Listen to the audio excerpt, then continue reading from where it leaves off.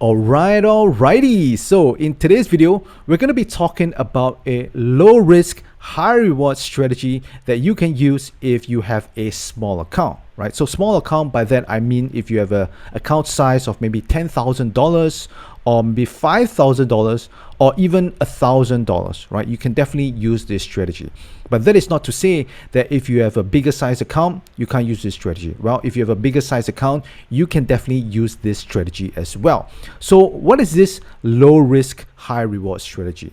Well, it's what I call the skewed debit spread strategy. So what is this, right? So basically, it's a debit spread, but with an added advantage. And I'll share with you in a little bit. But first, I want to explain to you exactly what is this call debit spread. So for those of you who are not familiar with the call debit spread, basically the call debit spread is also known as the bull call spread. So if you have been watching my channel for quite some time, you'll notice that most of the strategies that I share tend to be credit strategies. That means to say we are selling premium, right? We're going to receive the premium for putting on the trade. But for this strategy, it's actually the opposite, right? We actually have to pay a debit to put on this trade. Well, the trade-off is that with a debit strategy, usually you get a higher risk to reward ratio. That means to say for debit strategies, most of the time you can risk $1 to get more than $1, right? Maybe 1:3, 1:4, so on and so forth, right? It really depends on how you construct it. Whereas for credit strategies, they are the opposite, right? Credit strategies, usually you risk 1 to make lesser than that, right? Maybe sometimes is 0.5 and so on and so forth. Now the trade-off is that debit strategies tend to have a lower probability of profit, right? Lower probability of profit just means a lower win rate. Whereas for the credit strategies, you have a higher probability of profit. That means you have a higher win rate. Now, that is not to say that one is better than the other. It just really comes down to the psychology that you have when you're placing the trades, right? For example, if you're the kind of person that prefers to have a bigger reward for each risk, but don't mind the low win rate, then you will be going for the debit strategies. But if you're the kind of person that prefer a higher win rate, that means you want to win most of the time and don't mind to win slightly lesser each time, and you really control your risk as well, then you go for the credit strategies. Now, that is not to say you have to use one over the other. You can use both. Okay, so now let me get back into this call debit strategy. So there are two components of this call debit spread. Now, first off, you have the long call, right? So basically you are just buying a call option. Now, for the most part, just buying a call outright is not really a very good strategy. Well, mainly because you have what's called the theta decay, right? With a call option, if you just buy it outright, the time is really against you, right? The theta decay is going to really reduce the value of your call option pretty rapidly. So how do you counter this rapid theta decay in the call option? Well, you do that by simply selling another call option, right? You sell one that is further out of the money. And with these two combined, this is what you call the call debit spread. Now, where do you actually place this call debit spread? So if you were to place this call debit spread right at where the current market price is, this is what you would call an at the money call debit spread, right? Because it's around the current price. Now, if you were to place one that is further above this current price, so let's say, for example, you have a call debit spread somewhere here, then this one down here, this would be what you call an out of the money call debit spread. So when you place a out of the money call debit spread, usually it's much cheaper, right? That means to say you can buy a call debit spread that is out of the money for lesser than the at the money. That is why a lot of people, especially beginners, they like to buy this out of the money call debit spread thinking, hey, it's much cheaper. And on top of that, you actually have a pretty high risk to reward ratio. So maybe if you risk $1, you could get 1:5, 1:6, or even more. But whereas for the at the money, usually it's around 1:1, right? Or 1:2. So that is why a lot of people go for this one. But I would say this is not exactly a very good strategy because the win rate is very, very low. right? You may have 1:5, but you may not win that often. And a lot of times this can actually mess up with your psychology, right? So that is why most of the time, if you put on the call debit spread, generally the at the money will be much more preferred, right? At least in my opinion. Now, what about in the money, right? What about buying an in the money call debit spread? So in the money call debit spread just starts off with all your call strikes in the money, right? So if you are doing this on American style options, basically anything that is an index ETF or an individual stock, then you have the chance of an early assignment on this little guy down here, right? This is a short call. If you start off in the money, then there's always an early assignment risk. So that is why I generally don't suggest in the money call debit spread. And also because if you want to go for an in the money call debit spread, you might as well just go for the counterpart, which is an out of the money put spread, right? And out of the money put spread with the same strikes is essentially the same trade. So why do you want to put yourself into an early assignment risk? So basically, do not go for this. And for the out of the money call debit spread, this really comes down to if you have a very strong feel of the underlying. If the market can really shoot up very quickly in a short amount of time, then you can go for that. But for the most part, I would suggest for the at the money call debit spread. All right, so let's get into the put debit spread now. So the put debit spread, also known as the bear put spread, has a very similar structure to the call debit spread. So basically it has two components as well. It has a long put and a short put. And whatever I mentioned about the call debit spread, about at the money, out the money, and in the money, it applies to the put debit spread as well, right? So in a sense, they are just the mirror of each other, but one is on the call side and the other is on the put side. Okay, so now that we have already understood what is the call debit spread and the put debit spread, the next thing I want to touch on is what do I mean by skewed debit spread? So we already know what is a debit spread. So what do you mean by skew, right? That means to trade the debit spread only to the skewed side. So you might be wondering, Davis, what exactly is skew? So if you were to do an online search into the definition of what a skew is, then most likely you will find something like this, right? So let me just read out the definition in my proper voice.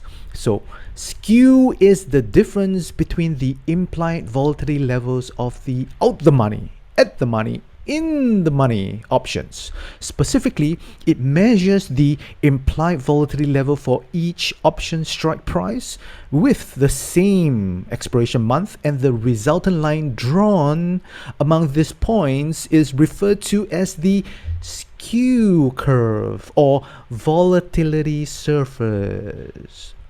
Did that help? Did that help you understand skew a little bit more?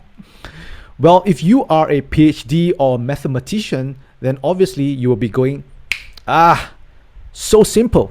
You should have told me this earlier. But for the most of us, right, we are mere mortal folks, we probably would be going something like, okay. So how does this help? So without getting too technical into the technical terms like the smile curve, the smirk curve, and just for the purpose of this strategy, all you need to know that when you're trading to the skewed side, it just means that you can get a better risk to reward ratio on either the put debit spread or the call debit spread side. And I'm going to go into the option chain later to show you exactly what I mean. So for this strategy, we are specifically looking at two types of skew. So first of all, you have the call skew, and what that just means is that you get a better risk to reward ratio on your call debit spread compared to your put debit spread. And the second skew is what's called the put skew, which means you get a better risk to reward ratio on your put debit spread compared to your call debit spread. So we're only going to be trading on the side where we have the skew. By the way, if you like this video so far, please subscribe and also click the thumbs up button, and also do get your free copy of the Options Income Blueprint, where I share the top 3 option strategies that help you generate a consistent income each month trading just 1 to 2 hours a day, right? So if you want to go ahead to get this copy, just head on over to optionswithdavis.com/blueprint. All right, back to the video. Okay, so we are in my Thinkorswim web platform right now. So the very first thing that I want to show you is put skew, right? So what is the underlying that has put skew? Well, the most famous one that has a put skew is SPY, right? In fact, most of the index ETFs have what's called a put skew, where you find that when you put on the put debit spread, you will have a better risk to reward than the call debit spread. So let me just get into one of the option chain down here so you can take a look. So let us start off by constructing a call debit spread so you can take a look at the difference, right? So first of all, let's do one that is at the money. So for this, we want to take a look at what's the current price. The current price is $551.66. So we want something that is just pretty equidistant when you construct the put debit spread and the call debit spread. So since the price is somewhere in between 551 and 552, then for us, we'll construct the call debit spread with this 552 strike down here. And I'll just go 1 point wide, right? That is not to say you should be constructing it 1 point wide. I just want to use it as an illustration to show you the effects of the skew, right? As it relates to the risk to reward ratio. So if you were to go down here to take a look at the P&L graph, you notice that the at the money call debit spread has a risk to reward ratio of $62 risk to make $38. So in a sense, it's very close to risking $2, or rather risking $1 to make roughly about $0.5, right? So as you can see, the risk is actually bigger than the reward. So this is on the call side. Now let us take a look at the put debit spread side and see what is the difference. So we are going to construct one that is at the money as well. So for this, we are going to construct one with 551. So 551, we're going to use this one and this one down here again to compare similar spreads that is 1 point wide. So if you were to go down to the P&L graph again, you notice a big difference compared to the call debit spread, right? You notice that your risk is $35, whereas your reward is $65. So it seems like the risk to reward is basically swapped around, right? So for the put debit spread, you actually have 1:2. Whereas for the call debit spread, you risk $2 to make $1. So that is why for the index ETFs, basically for this SPY, generally if you want to trade the debit spread, then you'll be more inclined to go for the put debit spread because you actually have a better risk to reward, right? And as you can see, they are both at the money, right? So that means to say the chances of the price, right, as you can see, for it to go down to 551 is about the same as from 551.66 to going to 552, right? They're roughly about 50 cents to go to each of the strikes. So you can see that the chances of it going up or down, right, based on this is the same, right? About 50% to go up or down. But then the risk to reward ratio for the put debit spread is so much better than the call debit spread side, where the call debit spread side, you actually risk much more than you make. So for the SPY and all the other index ETFs, you want to play more towards the put side. So let me just go to another index ETF so you can take a look. So let's take a look at another index ETF to see whether there is a put skew. So we can go for IWM, which is the Russell 2000 index ETF. So same thing, let us get into the option chain and let's take a look at the current price. So the current price is 201.83, which is close to 202. So let's construct one with 202, although it's going to be a little bit in the money, which means to say the risk to reward may be slightly not as good as compared to what it should be because it's slightly in the money. But let us take a look, right? So if we were to go to the P&L graph down here, we can see that the risk to reward ratio is $43 to $57. So maybe something like risk $1 to make roughly $1.50 or less, thereabouts, right? So at least the risk to reward ratio is more than 1:1 for the at the money. Now let us take a look at the call debit spread side. So again, because it's closer to the 202, we will take the 202 one.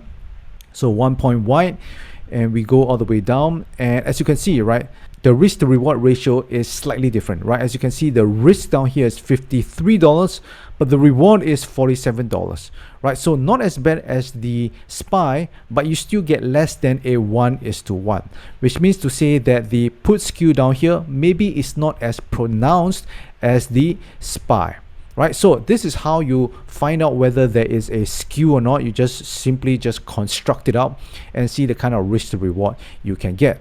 Now let us get into the call skew. So what kind of underlying has call skew?